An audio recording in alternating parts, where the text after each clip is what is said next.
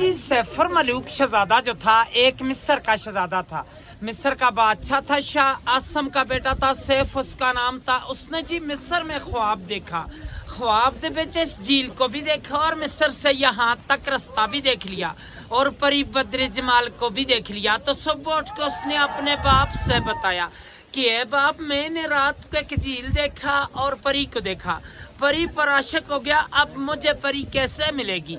उसके बाप ने बोला आपको तो परी नहीं मिल सकती, वो नारी है, आप खाकी है, वो आग की पैदाश है, आप मट्टी की, आपका और परी का मिलाप नहीं हो सकता। लेकिन वो बाप की नाफरमानी से घूमता फिरता आखिर नारायण में पहुंचा तो 12 साल रास्ते पे लगे थे। जब नारायण में पहुंचा तो उसको अल्लाह वाला एक वली बुजुर्ग मिला। उस वली से पूछा कि मुझे परी कैसे मिलेगी।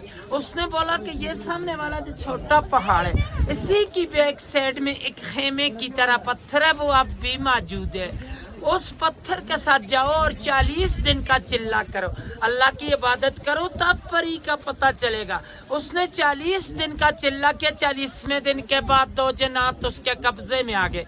उन जन्नातों ने सुलेमानी टोपी पहनाई तो झील के किनारे पर ले आई। वो किसी को नजर नहीं आता, उसको सब कुछ नजर आता है क्योंकि उसने सुलेमानी टोपी पहनी है। तो साथ उसकी सहेली थी 8वीं बद्र जमाल, वही परी जो ख्वाब में मिली थी। यहाँ पे नहाने के लिए आई कोए काफ से।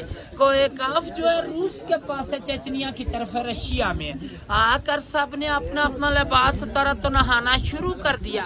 बदर जमाल का लिबास जो था वो जिन्नों ने उठा के शहजादे को दे दिया। शहजादे ने अपने कब्जे में कर लिया। दूसरी सहेली लिबास पहन कर चला गई तो बदर जमाल अकेली रह गई, वो जा नहीं सकती थी। शहजादे ने उसको अपनी चादर पहनाकर नीचे नारायण ले गया। जब नारायण पहुंचा तो दूसरी सहेलियों ने जाके देव सफेद को बताया।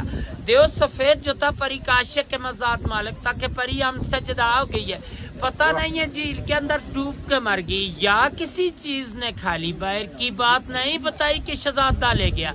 देव ने आकर गुस्से के साथ अपनी एड़ी लगाकर यहाँ से सारे झील को तोड़ दिया, खारिज कर दिया कि शायद मेरी परी का पता चले। तो पहले ये आगे से सारा बंद था, वो सामने खेमे के पीछे छोटी गरबड़ी के दरमियान जो गैप जा रहा है वहां से पानी का रास्ता जाता था। देव ने यहाँ से तोड़ दिया।